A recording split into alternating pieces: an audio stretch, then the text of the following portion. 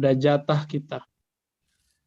Jadi nasib bahasa Arab artinya bagian atau jatah. Tapi kalau bahasa Indonesia, nasib itu kayaknya takdir gitu. Itu beda ya. Jadi Al-Qasas sedang berbicara tentang prioritas. Yang diperintahkan mana? Yang diperintahkan adalah mencari akhirat. Untuk dunia, nah, ini kan nasib jatah dunia ya.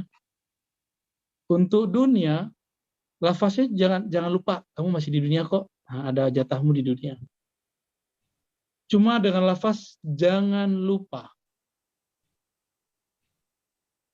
kamu masih di dunia, berarti kamu punya jatah di dunia. Tapi terjemahan para dai secara umum di khutbah-khutbah, ceramah-ceramah, apa kata mereka? Akhirat 50%, dunia 50%. Ini terjemahan umum. Dan ini keliru besar. Kenapa keliru besar? Karena yang disuruh oleh Allah mencari akhirat. Tapi jangan lupa dunia. Lalu gimana caranya?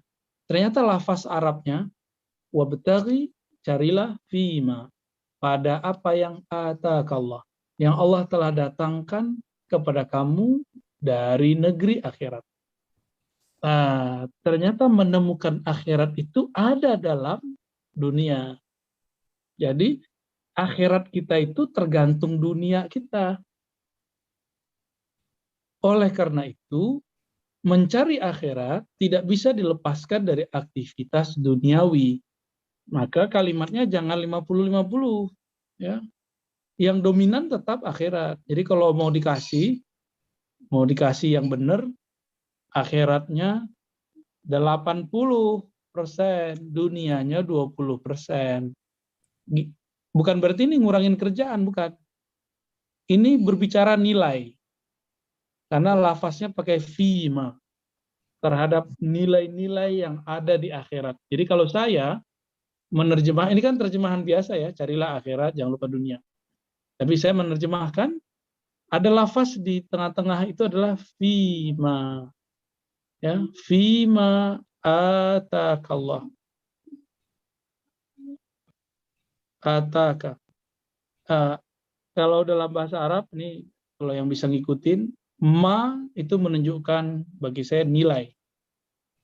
Nilai akhirat. Carilah nilai-nilai ukhrawi dalam duniamu, kira-kira begitu. Jadi kalau kita kerja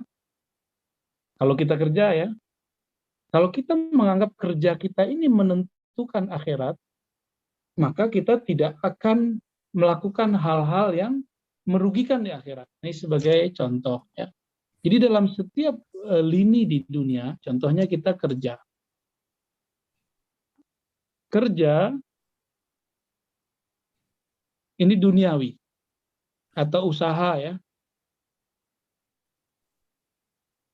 Usaha misalnya kalau sekarang Bapak Ibu usaha apa Bu, jagung Bu ya?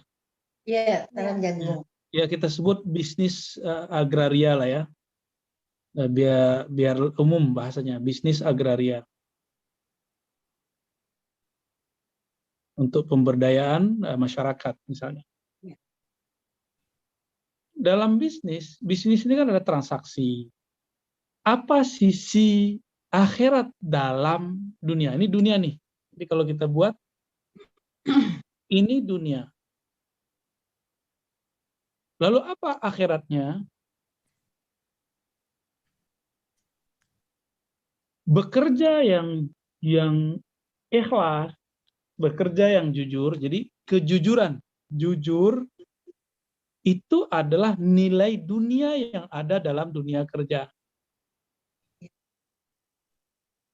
Jadi kalau Bapak Ibu ini kerja terus menerapkan kejujuran, wah berarti dalam kerja duniawinya dapat, dia justru mengejar akhirat. Jadi yang dikejar itu sikap jujurnya, kerja itu cuma perantara aja. Gitu. Terus kalau sudah dapat hasil, bisnisnya dapat. Lalu berbagi. Orang berbagi berarti dia sudah mendapatkan tujuan akhir dari dia berusaha. Orang hebat itu bukan orang yang menumpuk hartanya. Orang hebat itu yang dia jika mengumpulkan harta niatnya untuk berbagi kebaikan-kebaikan. Maka di tengah ayat itu adalah faswa ahsin kama ahsanallah, ya. Berbuat ihsanlah, berbuat baiklah sebagaimana Allah berbuat ihsan, berbuat baik kepadamu. Allah itu baik ke kita tanpa pamrih. Bisa nggak kita berbagi nanti tanpa pamrih? Ini tujuan akhir dari kita bekerja di dunia. Ini baru satu contoh, ya. Kalau kita punya karyawan harus adil. Adil itu sisi ukhrawi daripada kepemimpinan. Jadi kalau kita seorang pemimpin dalam urusan duniawi, itu dunia. Apa sisi akhirat dalam kepemimpinan kita adalah adil. Adil itulah spirit dari kita memimpin. Berarti, jadi misalnya ini di atas kita ada jabatan, ya. Jabatan, ini dunia juga nih. Nah, jabatan itu dunianya dapat gaji, dapat tunjangan, dapat saham, akhiratnya adil. Kalau sudah dapat hasil kaya, maka ujungnya nanti berbagi. Kira-kira begitu. Ini muter-muter di situ aja. Oleh karena itu ada ungkapan, ya, ada ungkapan yang disampaikan oleh para ulama. Kalau bahasa Arabnya, ad-dunya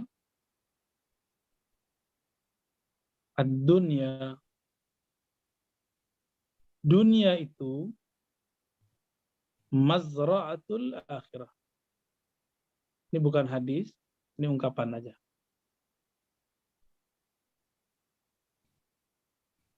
Mazra'atul akhirah. Dunia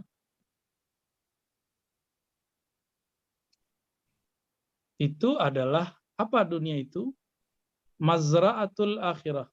Apa arti mazra'ah? Kebun. Kebun apa? Kebun akhirat. Bacanya dari kanan, ya. Dunia adalah kebun akhirat. Dunia adalah kebun akhirat. Berarti kita bisa nyangkul surga, kita bisa menanam surga dalam dunia. Jadi Bapak Ibu nggak usah khawatir, saya kerja-kerja aja. Coba, dalam bekerja itu ada sisi akhiratnya nggak? Sisi akhirat itu tidak hanya simbol, memulai dengan doa bersama, pulang doa bersama, itu simbol.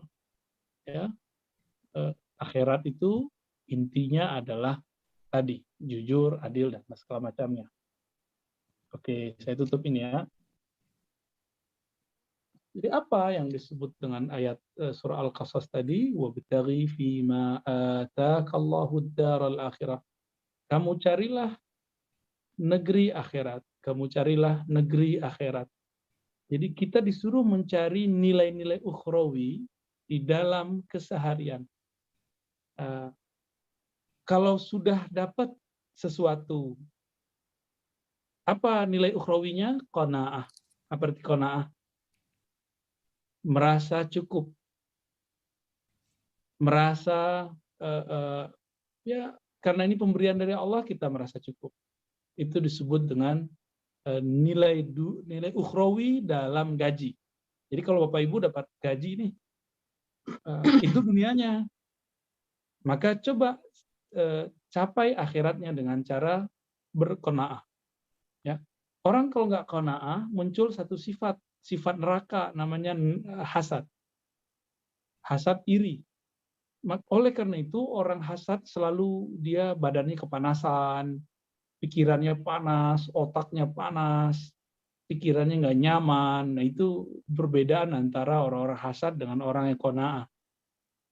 Nah, Jadi kalau kita dapat gaji, dapat hasil, coba merasa cukup karena pemberian dari Allah Subhanahu wa taala.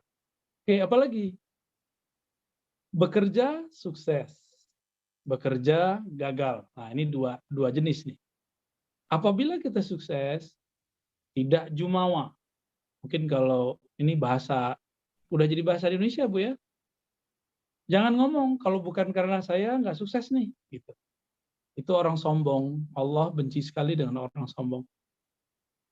Ya, apapun posisi kita, apapun peran kita, selalu kemukakan syura, bermusyawarah, dan jamaah. Agama ini agama jamaah.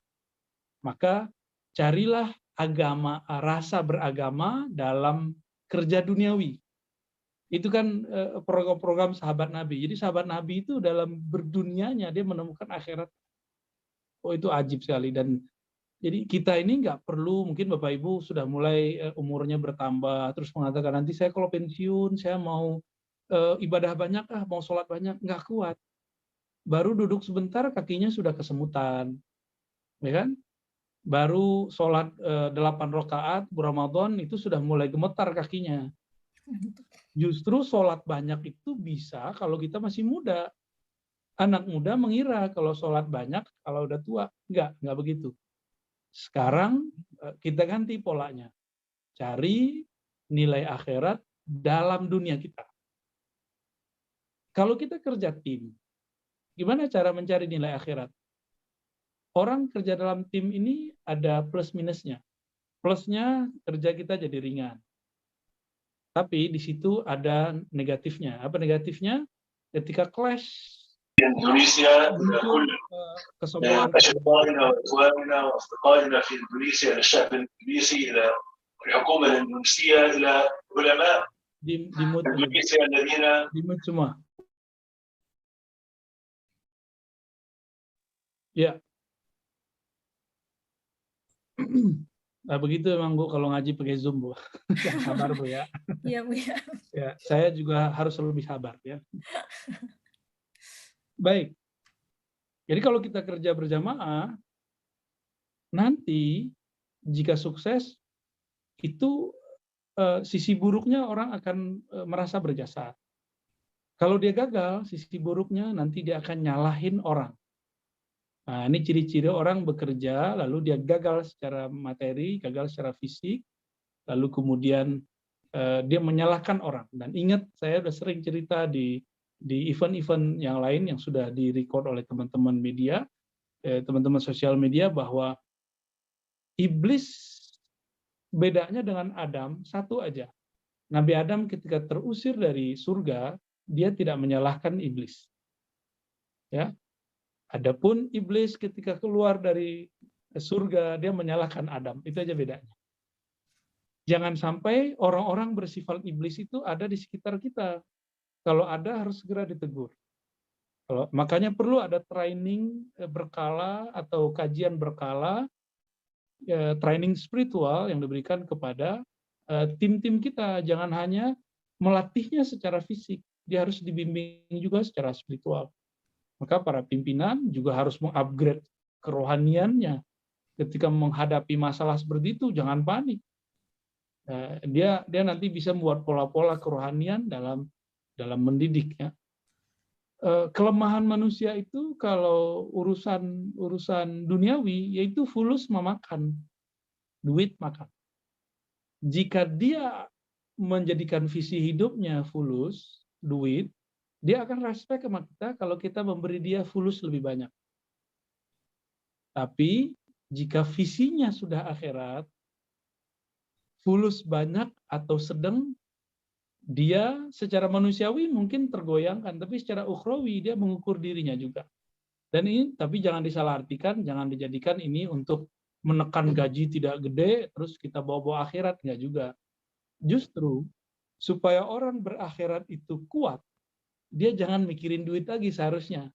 Maka cita-cita pimpinan harus memakmurkan, mensejahterakan anggotanya semakmur-makmurnya. Nanti tinggal dimasukin bab syukurnya. Coba Bapak Ibu lebih memilih sabar dalam ujian atau syukur dalam nikmat? Pasti yang kedua. Syukur dan nikmat. Ya, pasti semuanya memilih saya pengennya syukur dalam nikmat aja deh gitu ya. Kalau sabar dalam ujian kayaknya berat. Padahal dua ini dia terjadi berdampingan. Kan ayatnya begitu. Inna ma'al usri yusra. Ini coba kita tulis ayatnya, mungkin ayat ini sering dibaca tapi jarang diresapi. Surat yang sering kita baca waktu sholat subuh ya. Inna ma'al usri yusra.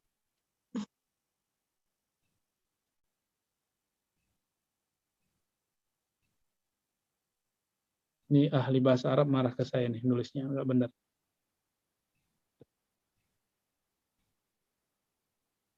Yusra.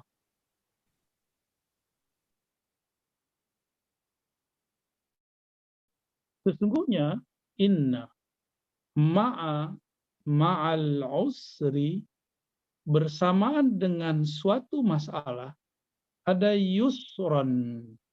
Dibaca yusra ya. Ini ada kata kunci sebenarnya. Pertama, inna. Inna itu dalam bahasa Arab artinya sungguh. Kenapa Allah menggunakan kata sungguh? Berarti banyak orang yang meragukannya. Banyak orang meragukan ini. Maka Allah kemudian maaf,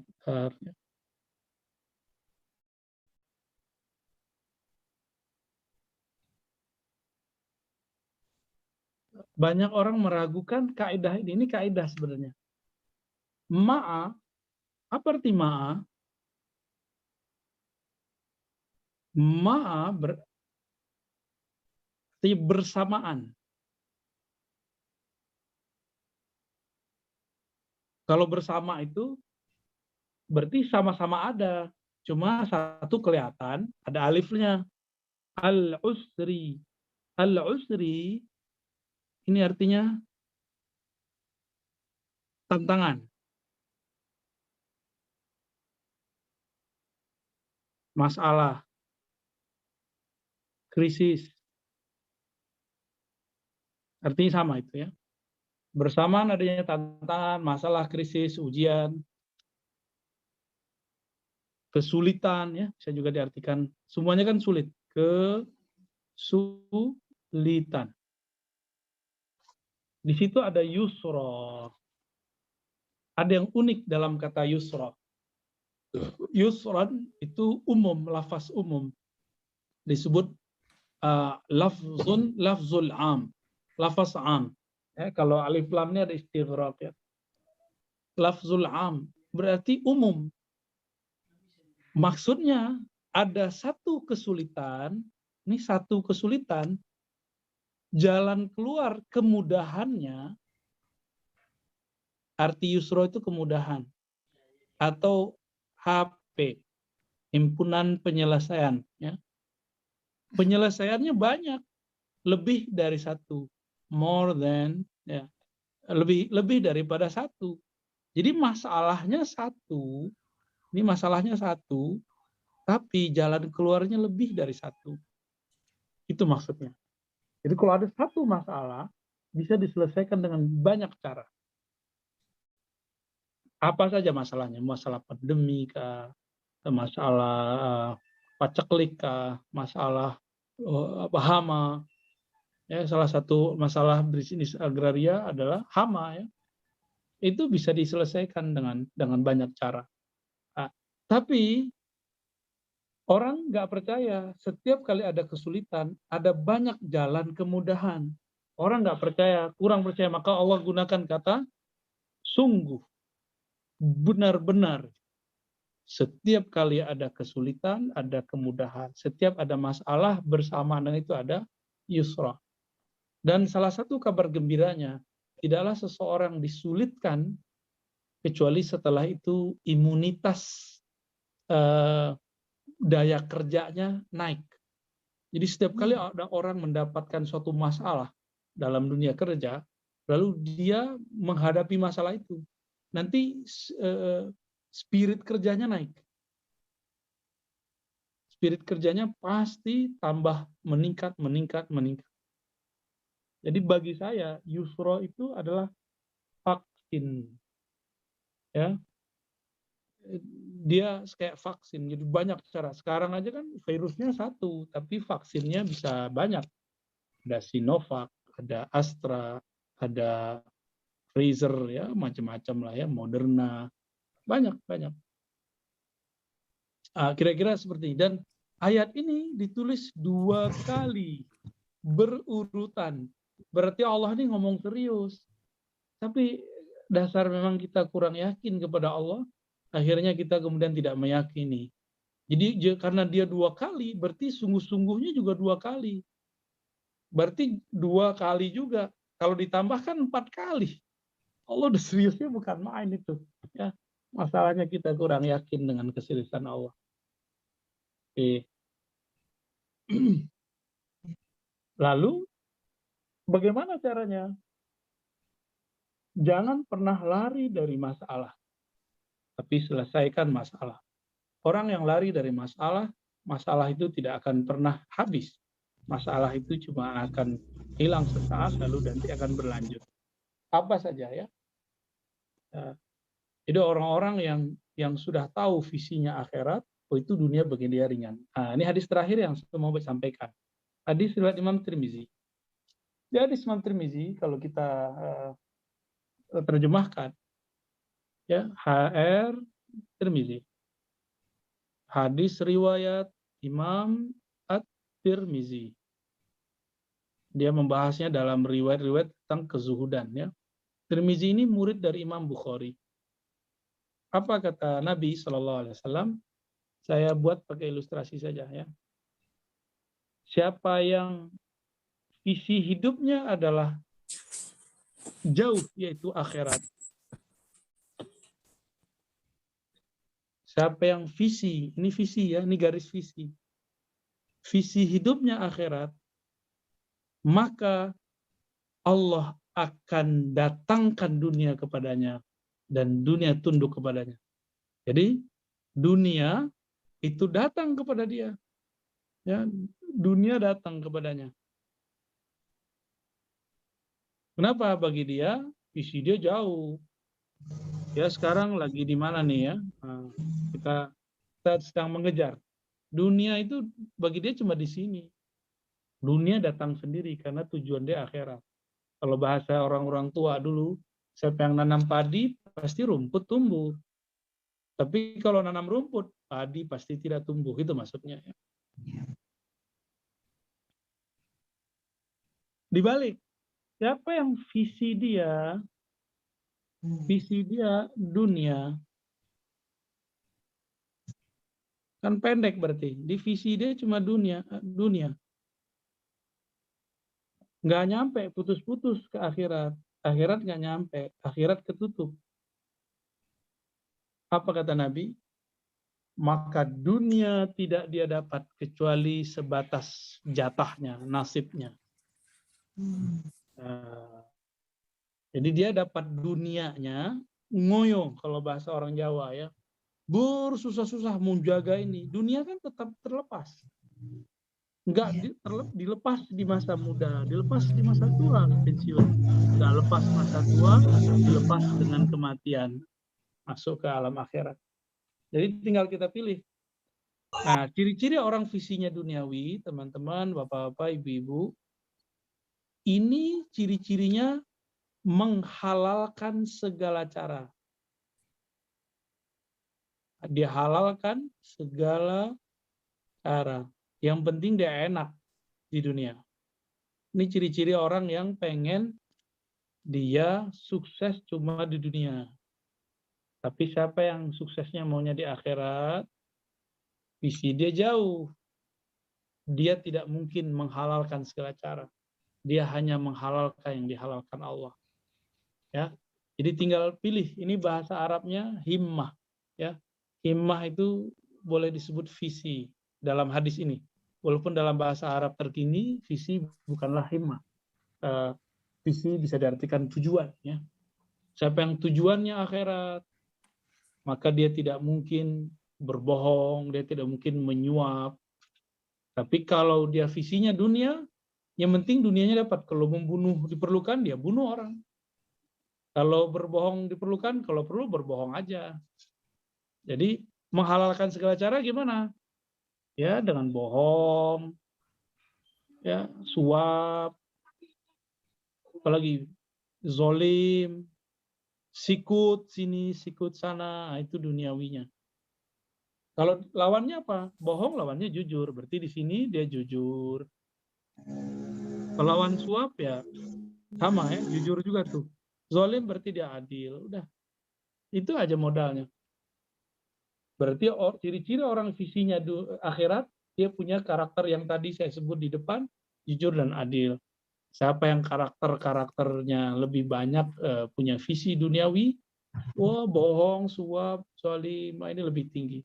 Lebih banyak dalam hidupnya. Karena yang penting bagi dia, gaya hidup dunia benar. Orang ini ciri-cirinya dia lifestyle-nya nggak, ya begitulah. Kalau di sini tidak, visinya lebih baik. Baik, kira-kira itu Bapak Ibu refleksi sederhana dari surat Al-Qasas ayat 77 ya.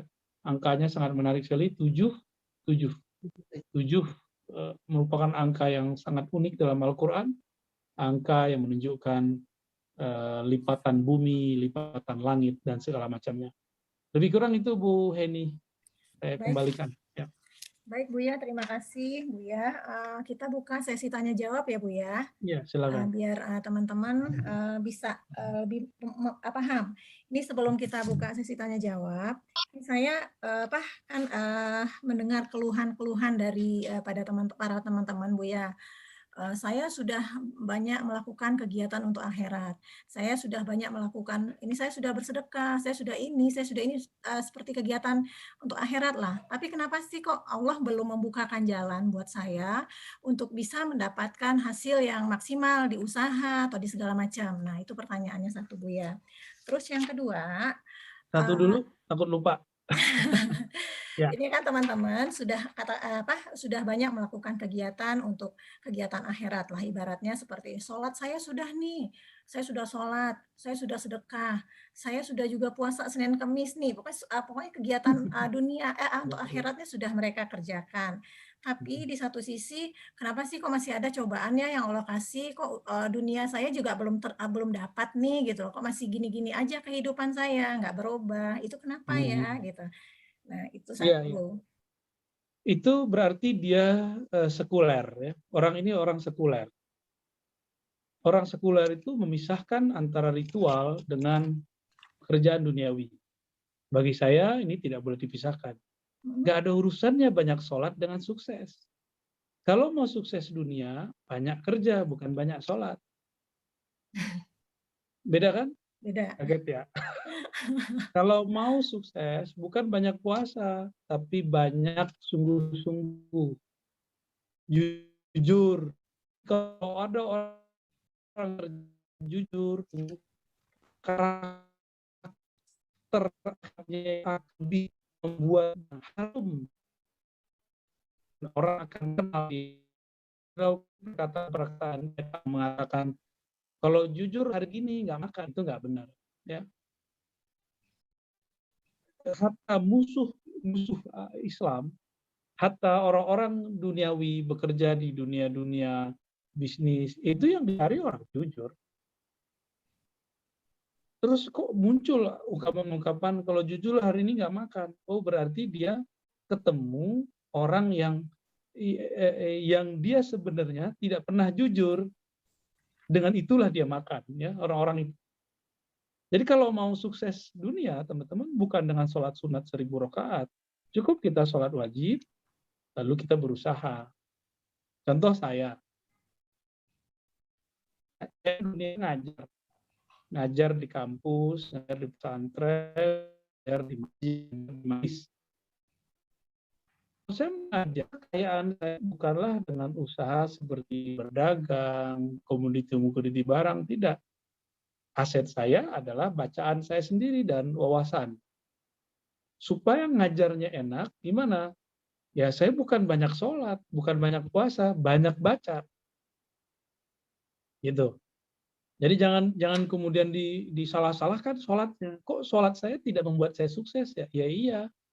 Kan sholat urusannya urusan hak badan, hak sujud. Kalau usaha ya beda. Itulah kemudian yang membuat kenapa banyak orang non-muslim mereka lebih sukses. Karena mereka fokus. Nggak membenturkan urusan spiritual. Spiritual itu cuma mensupport, menguatkan kita supaya prinsip-prinsip dalam ritual itu kita pakai dalam kita berusaha. Contoh, orang sholat itu pasti jujur.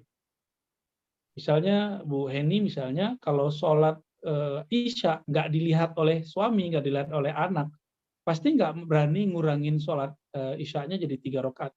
Nggak ada yang lihat nih, 3 rakaat aja deh gitu. Kan nggak ada. Prinsip itu dibawa ke dunia kerja. Walaupun kita nggak dilihat orang, kita tetap jujur. Nah, yang begini nih pasti disukai.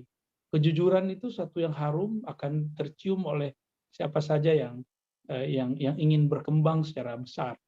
Ya, kita punya keluarga di satu tempat ya, dia usaha udang, lalu dipekerjakan keluarga sendiri. Ternyata keluarganya nggak amanah. Dia setiap kali mendapatkan hasil jualan, dia ambil sekian persen, ya, tapi yang dilaporkan kurang dari itu. Apa yang terjadi? Tidak sampai 6 bulan bangkrut. Tidak sampai 6 bulan mereka bangkrut. Kenapa? Karena setiap kali dilaporkan kok kurang terus. Si yang mengambil secara diam-diam ini, dia mengira dia akan kaya.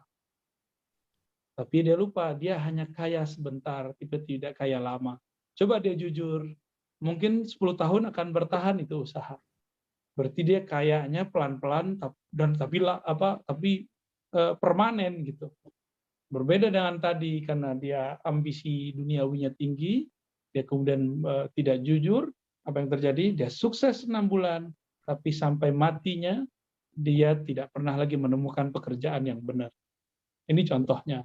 Jadi tolong jangan dibenturkan antara sholat yang banyak, puasa yang banyak. Itu kiainya kayaknya kurang pas itu ngajarinnya ya. Kiainya nggak ngerti dunia, kiainya ngerti wirid sama ngerti kitab, nggak ngerti dunia dan alam semesta. Wallahu a'lam. Ini ada yang bertanya lagi nih Buya. Maaf Buya mau bertanya. Bagaimana cara menata kalbu agar qanaah?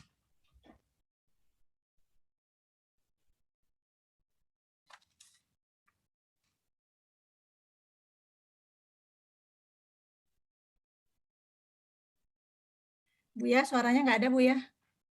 Oke, ya. Qanaah itu, Bapak Ibu, teman-teman, itu berarti merasa cukup. Ya. Kapan seseorang merasa cukup? Jika dia memandang kepada orang yang di bawahnya. Bukan memandang kepada yang di atasnya. Lalu dia tahu diri, 2 aja. Yang pertama, dia memandang kepada orang yang di bawahnya, yang lebih sulit darinya. Adapun yang kedua, dia ma'rifatu qadra nafsihi, dia tahu kadar dia. Dia tahu kadar kemampuannya. Mungkin ya saya baru sanggupnya segini gitu. Ada orang ngomong, saya sudah banyak usaha, tapi kok ada yang jadi? Iya, dia dalam satu waktu fokusnya tidak banyak, fokusnya tidak full. Dalam satu waktu dia fokusnya bercabang. Dalam waktu yang sebentar dia ganti usaha. Baru mau naik, terlihat ada orang di atasnya, dia kemudian ganti usaha lagi. Baru mau bertahan, dia ganti usaha lagi. Akhirnya sampai sekarang usahanya baru terus dan tidak ada yang expert. Dia orang-orang ini nggak fokus, orangnya tergesa-gesa. Maka Nabi mengatakan, alaikum bita'anni. Hendaklah kamu itu bersikap tenang, jangan tergesa-gesa. Itulah filosofi dari sholat. Kenapa sholat itu harus tumaknina? Jadi apa kunci kesuksesan ala Nabi? Salah satunya adalah selain jujur, adil, adalah tumaknina. Filosofi sukses dengan tumaknina. Artinya tenang, fokus, tidak tergesa-gesa. Tenang, fokus, tidak tergesa-gesa. Orang begini dia nanti akan qanaah, dia puas. Orang-orang yang gentle itu dia lebih bahagia dapat 1 juta dengan hasil usahanya daripada nipu dapat 100 juta. Gitu. Itu orang-orang yang gentle, orang-orang yang dia tahu dirinya. Ya. Kita yang sabar jadi orang kaya, jangan jadi kaya sebelum saatnya. Orang yang jadi kaya sebelum saatnya seperti yang saya ceritakan tadi ya. Dia pengen kaya sebelum saatnya, lalu dia mengilap usaha saudaranya sendiri. Dianggap nggak tahu, tapi apa yang terjadi itu semuanya gugur. Tidak ada satupun yang beruntung. Dia sekarang jadi tidak jelas jobless, saudaranya juga menjadi sengsara sekeluarga. Itu banyak terjadi. Ya, lanjut. Itu Ibu Dewi mau bertanya, Bu ya. Silakan, Bu Dewi. Silakan. Ibu Dewi Caniago, silakan. Iya Bu ya, di Sumba ini kan kita ke rumah petani, ke rumah mama papa di sini. Mereka kan notabene tidak Islam dan mereka memakan makanan yang dilarang oleh kita kayak babi, anjing gitu. Kami nggak minum di sana itu juga jadi masalah karena itu budaya mereka tidak sopan kan. Tapi kalau minum pun kita kayak pengen mual gitu, ada ketakutan itu bagaimana ya Bu ya? Aku juga jadi bingung nih. Oke. Ya, ini emang butuh kearifan lokal ya. Harus ada sosialisasi keagamaan. Yang pertama, kita jangan lawan tradisi. Terus gimana? Kita nanti harus menguasai hati mereka. Gimana cara ngambil hati mereka? Buat mereka sejahtera. Tapi dalam kesejahteraan itu kita memberikan edukasi dan mengenalkan agama yang kita anut. Sehingga nanti mereka pengertian, Bu Dewi dan teman-teman tim itu agamanya Islam, mereka nggak makan babi, tapi mereka baik sama kita. Kita nggak dilarang-larang makan babi sama dia gitu. Kita nggak dihina-hina. Jadi jangan sampai ada di antara tim Bu Dewi menghina makanan mereka, menghina tradisi mereka. Jadi kita harus dapetin dulu hatinya. Nanti dia paham sendiri kok. Orang itu akan marah kalau dia nggak ngerti kita siapa. Jadi harus ada sosialisasi dan mengatakan, mohon maaf, kami sangat senang datang. Cuma agama saya Islam, saya dilarang minum tuak misalnya. Dan terus terang itu perlu. Jangan jadi ibu pakai ibu. Jadi mulailah berterus terang dengan cara pelan-pelan tanpa menyinggung mereka. Ini yang kita sebut kearifan lokal ya. Bahkan kalau perlu ibu itu datang bawa minuman kaleng dari kota. Wah, bisa menggantikan minuman mereka. Jadi kita bagi gitu ke mereka. Jangan berpikir kalau kita memberi itu menghabiskan kepunyaan kita, enggak. Setiap kita memberi itu malaikat berdoa, ya Allah gantikan lebih banyak. Maka setiap kali kita berbagi itu kan enggak mesti kepada muslim. Berbagi itu kepada hamba Allah. Jadi kepada hamba ciptaan Allah, kan mereka itu ciptaan Allah semua. Ya. Siapa tahu dakwah berbagi lebih efisien daripada dakwah berceramah. Mungkin Bapak Ibu punya dana CSR, berbagi inilah minuman halal. Nanti jadi dakwahnya lewat charity, ya, berbagi. Kata Imam Syafi'i, seseorang akan segan, akan terikat kepada siapa yang baik kepadanya. Gitu. Jadi kalau kita banyak tuntutan sama mereka, mereka ingin menguasain kita. Tapi kalau kita banyak berbuat kepada mereka, mereka yang akan menyesuaikan diri dengan kita. Kira-kira begitu ya. Jadi berdamai dengan tradisi, tapi tidak menggunakan emosi. Ya, wallahu a'lam bishawab. Masih ada yang mau bertanya nih Bu ya, Ibu Baby. Masih bisa ya Bu ya? Bu Baby silakan Bu Baby.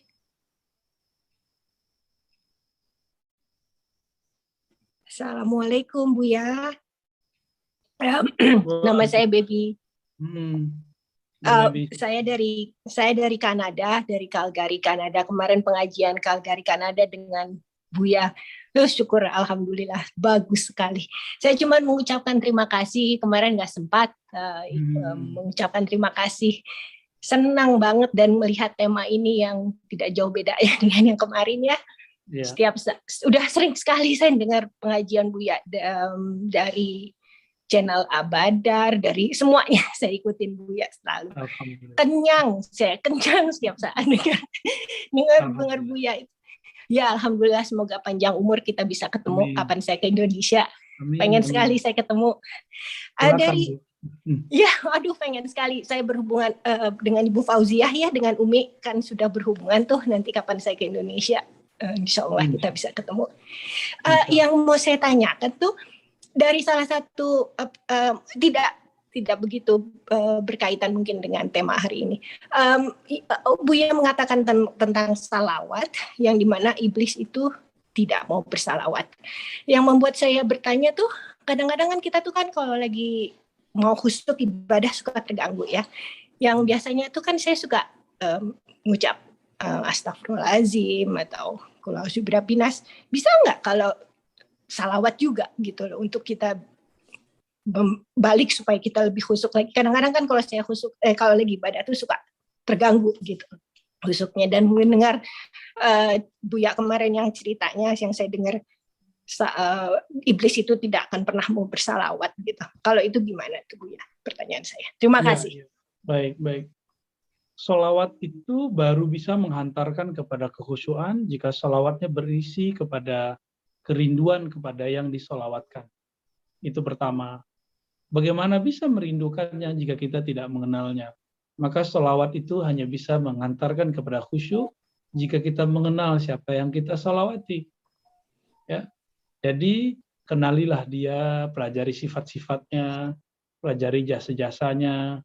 Nanti kita akan rindu kepadanya. Ruh ini, kolbu kita, cahaya-cahaya di kolbu kita, semuanya berasal dari cahaya-cahaya beliau. Maka jika disebut namanya dengan kolbu, itu akan menggetarkan orang yang punya kolbu. Saya menyebutnya dengan salawat syauqiyah, qalbiyah, ya. Salawat kerinduan. Salawat yang isinya membuat seorang rindu kepada Nabi yang pernah berjasa kepadanya. Jadi hanya salawat itu yang bisa menghantarkan kepada kekhusyuan. Tapi kalau cuma salawat-salawat wiridan, kejar target 4.444, 313, 400, tapi niatnya untuk duniawi, kan banyak, mohon maaf. Mungkin untuk semua yang hadir juga di saat ini, malam ini, banyak orang beramal akhirat, tapi tujuannya dunia. Orang-orang seperti itu Allah tidak suka. Itu sama dengan orang matre, atau boleh disebut penjilat. Nah, ini mohon maaf istilahnya agak kasar dikit ya, penjilat. Jadi ada ahli ibadah penjilat, mutazallif bahasa Arabnya. Puasa supaya sukses. Apa hubungannya puasa dengan kesuksesan? Baca Quran supaya usahanya kemudian berhasil. Ini orang-orang begini nggak sopan ya. Masa ibadah surgawi diperuntukkan untuk kesuksesan duniawi? Itu nggak sopan sebenarnya. Orang-orang begini, kata Imam Abul Hasan Syazili, orang yang abghadul ibad ilallah. Itu makhluk yang paling nggak disenangi sama Allah. Jadi kita harus mulai hijrah dari pola-pola seperti ini.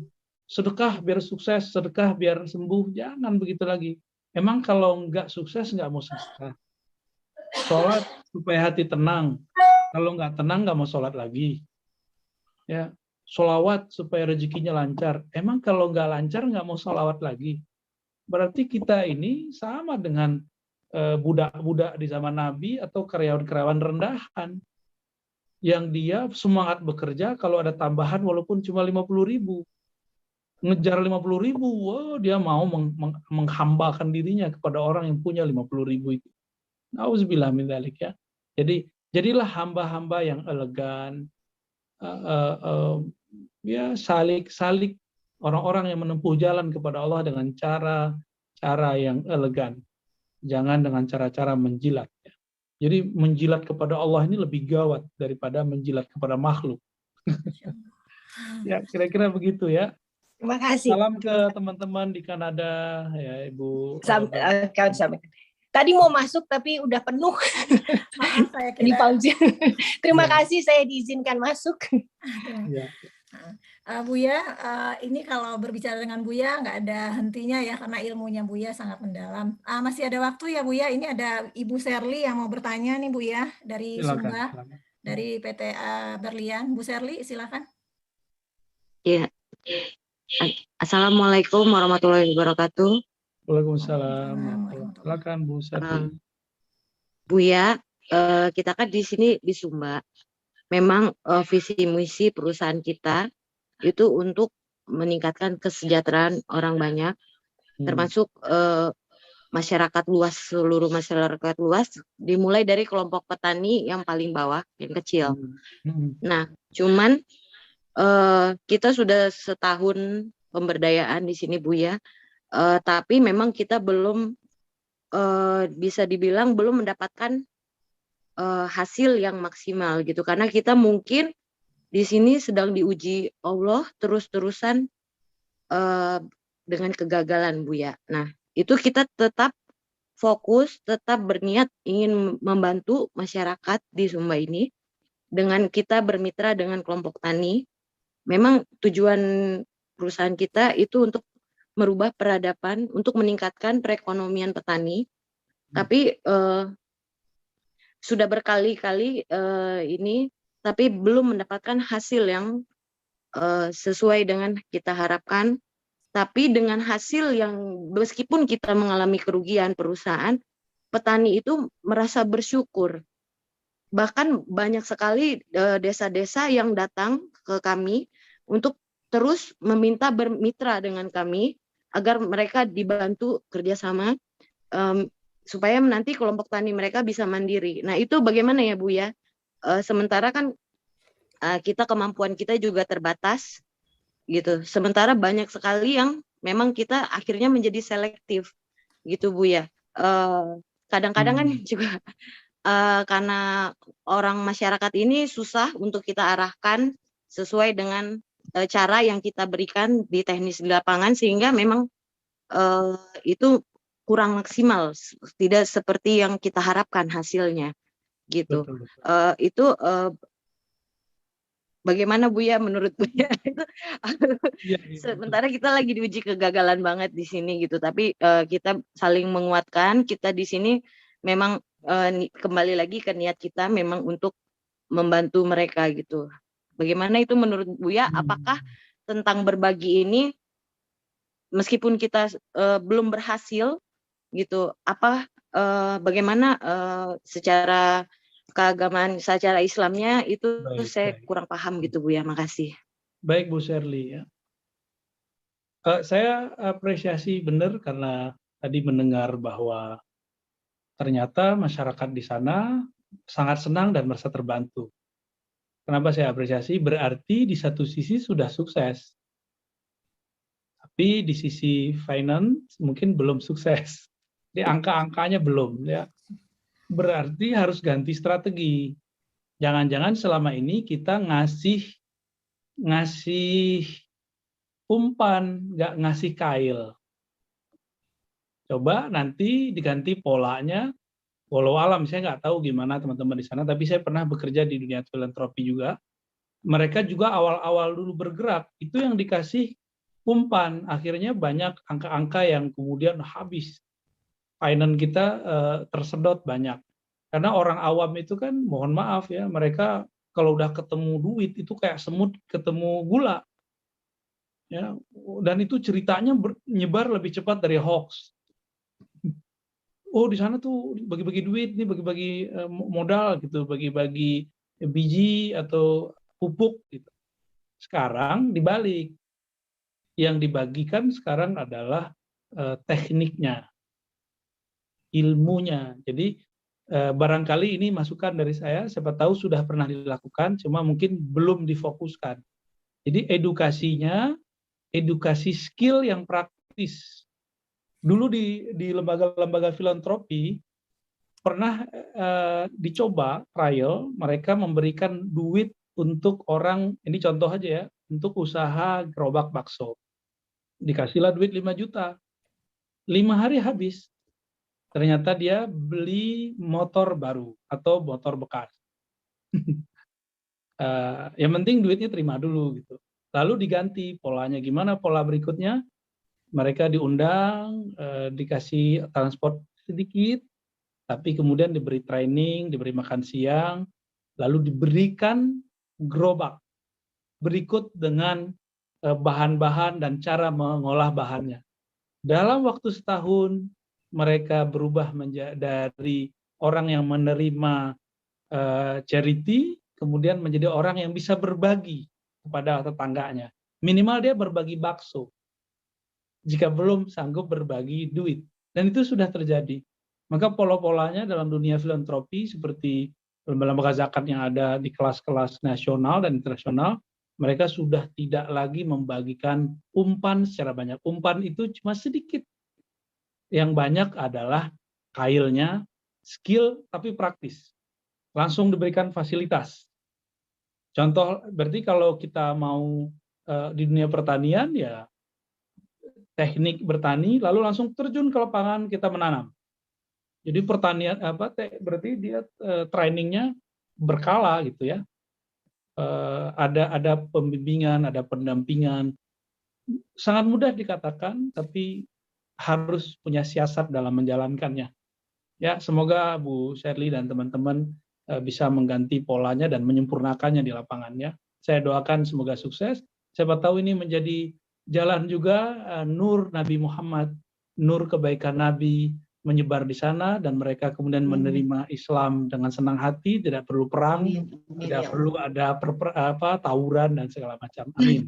Amin ya Rabbal Alamin. Makasih Bu ya. Ini Bu ya, Bu ya. Ketika ini kan program teman-teman di Sumba ini kan perlu support ya Bu ya. Ketika kita karena kita kan juga kemampuan secara finansial emang tidak banyak lah uang kita, yang kita punya hanya tekad dan keinginan kita berjuang, keinginan kita berjihad dengan cara seperti ini. Kemampuan secara finansial juga kurang. Akhirnya kita menawarkan kerjasama dengan pihak ketiga. Dengan pihak ketiga seperti yang kemarin kita pernah menawarkan kerjasama dengan Darul Tauhid, kita presentasi dengan pihak ketiga. Tapi rata-rata ketika kita presentasi dengan pihak ketiga, yang mereka lihat apa? Satu, jauh, ngapain jauh-jauh? Di sini kan masih banyak orang Islam yang perlu dibantu. Ngapain ngebantu orang Kristen di sana? Kenapa selalu kalimat-kalimat itu yang muncul ketika kita menawarkan suatu kebaikan, menawarkan suatu kegiatan kebaikan yang memberikan manfaat, tapi selalu orang Islam memandang ngapain sih bantu orang Kristen? Orang Islam aja masih banyak yang perlu dibantu. Gitu loh Bu ya. Itu bagaimana sebenarnya? Ya, itu gagal fokus ya. Saya sering juga ketemu begitu. Jadi mereka ternyata tidak move on bahwa dakwah itu tidak hanya tidak berhenti cuma dalam koridor orang-orang Islam. Dakwah itu bisa dibalut dalam bentuk dunia usaha, dunia pertanian. Dan kenapa muncul kalimat tadi? Karena dia tidak memahami lafaz wal mu'allafati qulubuhum. Jadi kan ada yang disebut asnaf yang 8 yang berhak menerima dana-dana filantropi, dana-dana seperti sedekah, zakat. Itu kan ada 8 golongan. Fuqara, miskin, amil, dan berikutnya adalah yang disebut sebagai mu'allaf. Mu'allaf itu ternyata artinya bukan orang yang masuk Islam saja. Tapi mu'allaf itu salah satu artinya adalah orang-orang yang mungkin dilembutkan hatinya, diambil hatinya untuk menerima cahaya keislaman dengan cara mungkin ngajak mereka bekerja, ngajak mereka berwirausaha. Itu salah satu cara. Jadi kita nggak hanya bisa mengislamkan orang dengan ceramah, kita juga bisa mengislamkan orang dengan cara berwirausaha. Maka dakwah yang Ibu ini kalau terus lakukan dengan penuh ketulusan, pasti ada hasilnya nanti. Ya, fokus aja. Saya doakan semuanya biar fokus ya.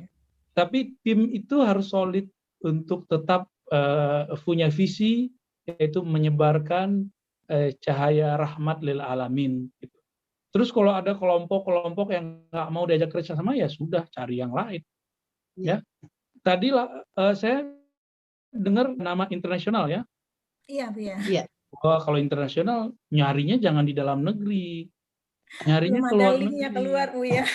Iya, berarti harus punya tim fundraising yang bisa berbicara bahasa internasional, dan di dunia barat itu mereka nggak boleh meninggal kaya kecuali kekayaannya nanti disita oleh negara. Itu mereka lagi nyari-nyari tuh mau dibuang kemana di duit. Sebutlah angka-angka tadi, mereka ini agamanya ini, maka kita dalam proposal kita nggak usah bawa agama kita, tapi bawa program kita, lalu objek yang kita lihat ini adalah orang-orang yang beragama, yang seagama dengan mereka, kira-kira gitu.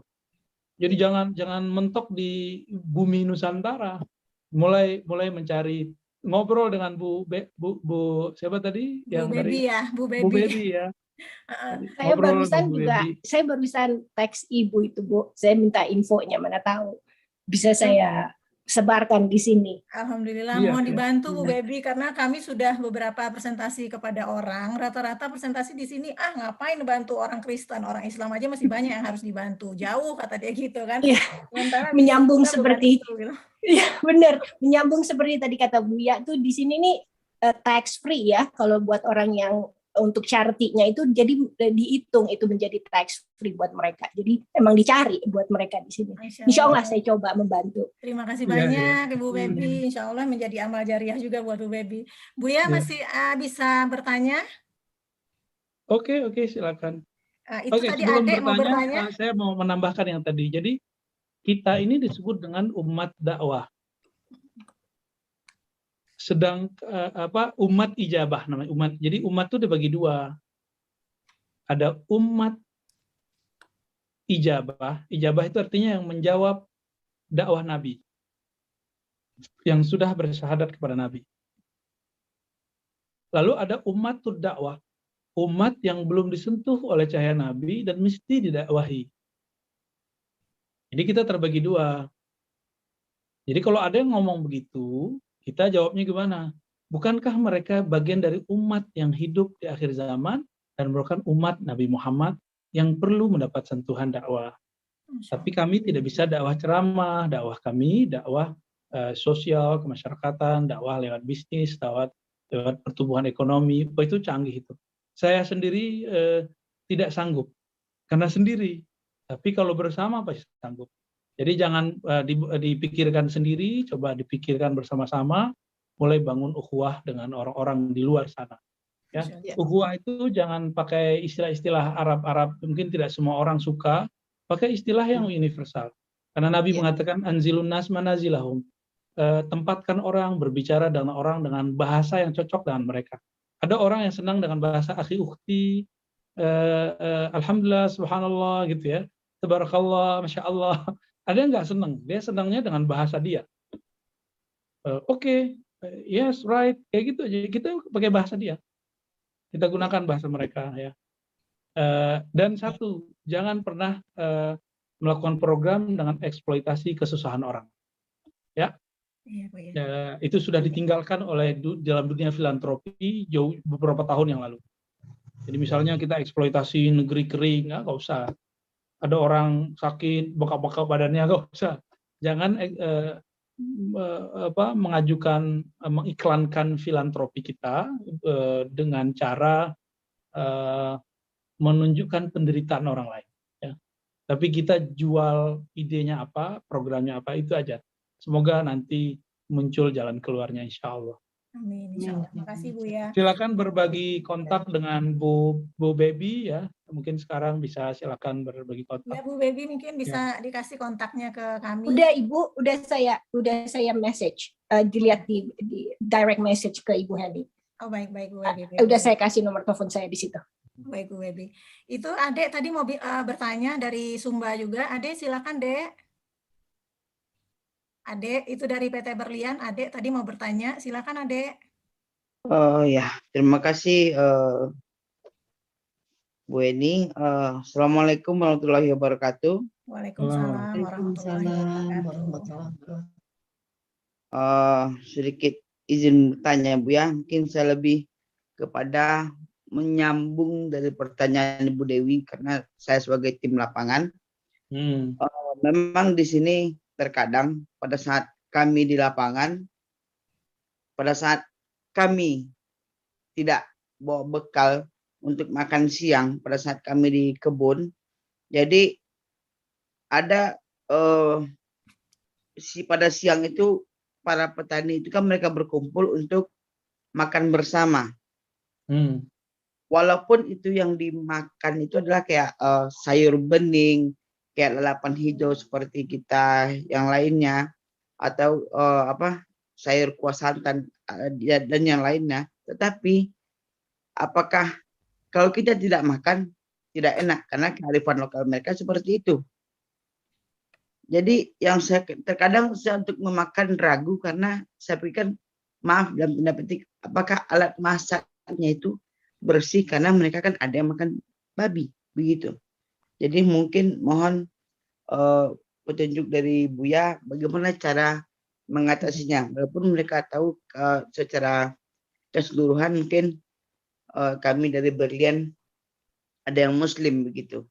Mungkin apakah ada penyeimbangnya atau kayak gimana gitu. Terima kasih ya. Assalamualaikum warahmatullahi wabarakatuh. Kita kan mohon maaf berbicara kehati-hatian itu kadang bercampur dengan prasangka, benar nggak? Ya. Coba tanya Bu Baby dan teman-teman di luar, di Kanada, di Prancis, di Amerika. Kehati-hatian seperti itu tidak akan membuat kita bisa bertahan hidup di luar negeri. Mohon maaf ya. Kalau kita hidup di luar negeri, terus berpikir, wah kayaknya nih campur nih, mungkin 3 hari mati. Ya, maka ada namanya fikih minoritas.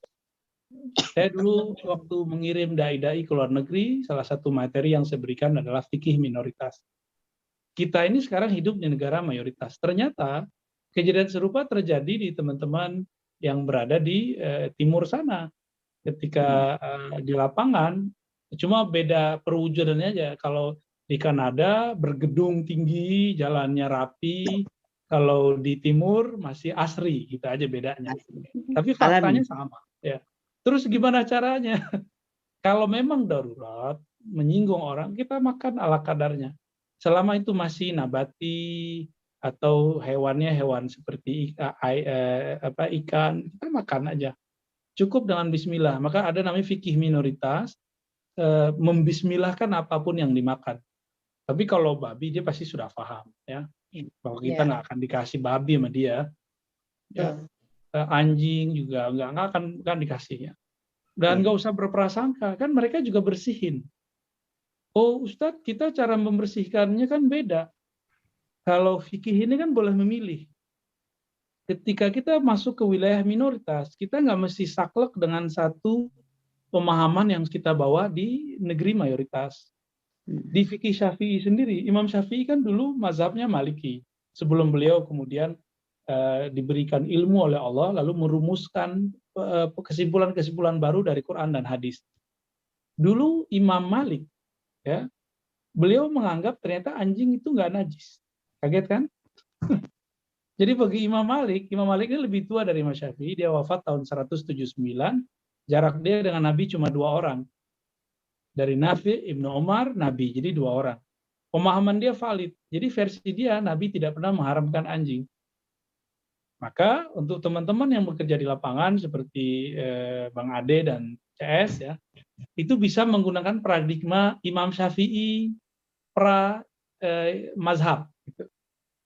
Yaitu versi Imam Malik. Jadi kalau kena anjing, jangan nyuci tangan depan dia, tersinggung dia nanti. Ya. Dan yang paling kaget, ya teman-teman, di Bandung ada satu lembaga keagamaan namanya Persis, Persaudaraan Islam. Mereka memfatwakan anjing itu halal dimakan. Kaget kan? Tapi saya tidak mengatakan anjing halal dimakan, ya. Saya cuma ingin menyebutkan bahwa ada kok di antara ulama yang tidak mengharamkan anjing dan tidak mengatakan anjing itu najis. Tapi yang benar, yang tepat, ya, anjing itu haram dimakan tapi kenajisannya diperdebatkan oleh para ulama. Karena hadisnya memang ada dua versi. Karena kita sekarang di negeri minoritas, kita bisa menggunakan berselancar, switch mazhab aja, switch imam, dan itu boleh. Itu untungnya kalau kita belajar fikih. Setiap kali orang belajar fikih, dia tidak akan menemukan kebuntuan dalam persoalan apa saja. Dalam hal ini kita bisa pilih ini, bisa saklek, di sini bisa longgar. Kira-kira begitu. Yang penting nanti kalau udah balik ke tempat mayoritas, balik lagi seperti biasa. Terima kasih. Ya. Itu ada satu lagi nih Buya, Redmi Note 9, nggak ada namanya nih, mengacungkan tangan dari tadi. Silahkan Bapak atau Ibu nih ya, Redmi Note 9. Ini nggak ada. Assalamualaikum Buya. Waalaikumsalam warahmatullahi. Maaf Buya, videonya saya nggak aktifkan karena saya ini tunanetra, jadi nggak bisa ngepasin. Oke. Mau tanya Buya, saya itu ini kan saya masih sekolah ya, tepatnya saya kelas 10. Saya itu kadang was-was gitu. Besok saya gimana gitu sekolah. Dan saya terkadang bingung, sampai sekarang masih bingung. Ini besok saya mau ngambil cita-cita apa ya? Dulu saya soalnya pernah sempat gonta-ganti hobi. Terakhir itu hobi sejarah Islam. Dan setelah saya mengenal Buya itu sekarang malah pengen mendalami tasawuf. Nah, itu sebenarnya gimana Buya solusinya agar saya terlepas dari kebingungan? Mungkin sementara hanya itu. Baik. Kita ini kan ada zahir, ada batin. Zahir kita harus sesuai dengan keperluan zahir kita. Misalnya, saya secara zahir, saya tetap mengajar ilmu-ilmu yang ada dalam buku-buku. Ilmu-ilmu yang dibutuhkan oleh orang-orang kampus. Karena itu hidup kita, dunia kita. Dan kita bisa bertahan hidup dengan cara menyediakan apa yang dibutuhkan oleh orang-orang yang zahir. Maka saya mendalami ilmu-ilmu itu. Misalnya saya mendalami ilmu pemikiran Islam, ilmu falsafah. Ilmu hadis sendiri kan masih ada versi duniawinya sebenarnya ya. Di samping ada versi ukhrawinya. Tasawuf itu bagi saya adalah sisi rohani. Mau sampai kapan kita harus bergelimang terus dengan data-data fisik, tapi kita kemudian kurang dalam menggali data-data rohani. Jadi dipadukan aja, dan dalam menjalaninya harus fokus. Ya. Ilmu yang baik itu ilmu yang fokus. Kuliah itu untuk zahir, maka fokus saja di wilayah zahir. Untuk tasawuf ambil nanti di luar kampus. Ya, nanti dengan ustadz, guru, syekh, buya, mursyid itu bisa. Jadi sekarang misalnya kita kan sudah memulai dari dulu misalnya sejarah Islam tadi. Ya udah fokus aja di sejarah Islam sampai mahir, benar-benar mahir. Jangan kalah sama orang jurusan yang bukan jurusan sejarah Islam, tapi bacaan dia lebih banyak dari kita. Ya, saya begitu orangnya. Kalau lagi seneng itu saya fokus sampai dapat titik finalnya, saya pindah segera dan tidak bolak-balik di tempat yang sama. Jadi kalau sudah mencapai target bacaan terhadap bidang yang zahir itu, harus segera convert kepada bidang yang lain. Saya misalnya selesai kajian hadis, saya langsung kemudian ke kajian apa, sehingga kita mempunyai perangkat keilmuan mungkin tidak sempurna, tapi minimal komprehensif. Ya, saya tidak mempunyai kesempurnaan dalam ilmu, tapi insya Allah kalau orang ngomong tentang keagamaan dalam bidang apa saja, kita bisa ngikutin, karena ada fokus di saat kita dulu mempelajarinya. Ya, saran saya itu. Jadi jalani yang sekarang, fokus, nanti di luar kampus baru belajar yang lain. Wallahu a'lam bishawab. Ada satu lagi, Pak Dang Iqbal dari tadi nunjuk tangan nih. Silakan Pak Dang Iqbal. Ini waktunya Buya benar-benar kita ini di sela-sela kesibukannya Buya. Silakan Pak Dang Iqbal. Assalamualaikum. Sudah masuk suaranya Bu ya? Sudah. Assalamualaikum. Ya Bu ya, salam kenal. Saya Iqbal. Mungkin kita berasal dari negeri yang sama. Begini Bu ya, 2 hari yang lalu saya itu baru mencoba memahami bacaan tahiyat akhir. Jadi setelah kita mengucapkan semua kebaikan, keselamatan itu berasal dari Allah dan untuk Allah, sebelum mengucapkan assalamu alaika, itu saya mencoba menghadirkan, merasakan kehadiran Rasulullah dan para kekasih Allah. Setelah itu baru diucapkan assalamu alaika ayuhan nabi warahmatullahi wabarakatuh sampai selesai. Pertanyaannya, apakah hal ini dianggap benar gitu Bu ya? Mungkin itu saja pertanyaannya Bu ya. Assalamualaikum warahmatullahi wabarakatuh. Assalamualaikum warahmatullahi wabarakatuh. Jawabannya ada 2 cara jawabnya. Pertama, secara bahasa. Secara bahasa, kita kalau baca assalamualaikum, salam atas engkau, itu berarti orangnya ada di depan kita. Maka membaca assalamualaikum itu harus diiringi dengan kesadaran hati. Kesadaran ruh.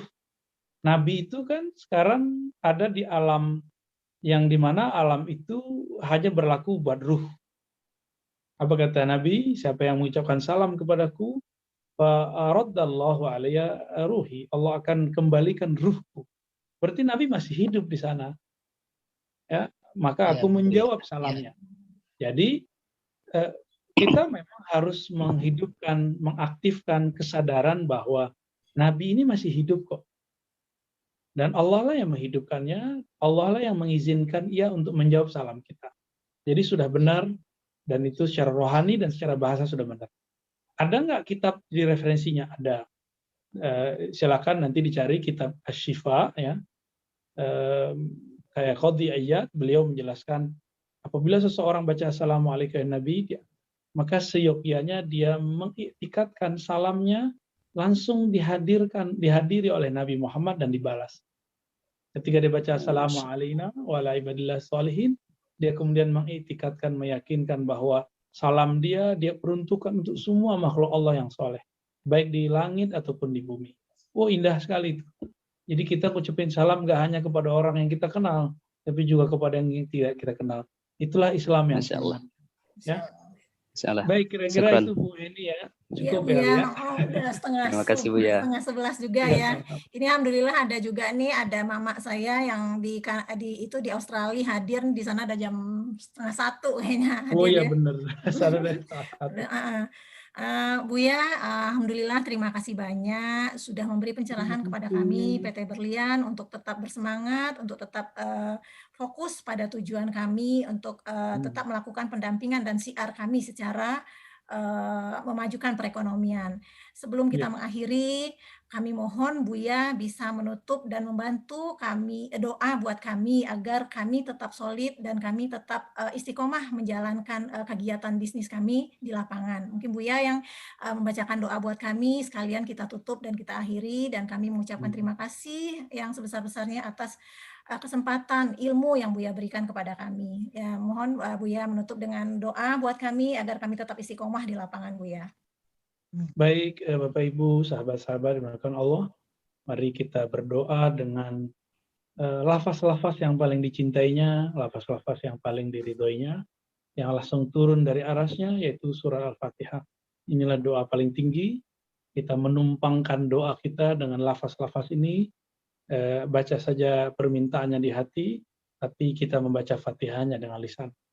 Al-hazinniya wa likulli niyatin salihah wa liqada'i hawaijina, ya Allah, untuk menunaikan hajat dan tujuan-tujuan kami, untuk mendapatkan ridhamu, menyenangkan hati hamba-hambamu. Al-Fatihah. A'udzubillahi bismillah.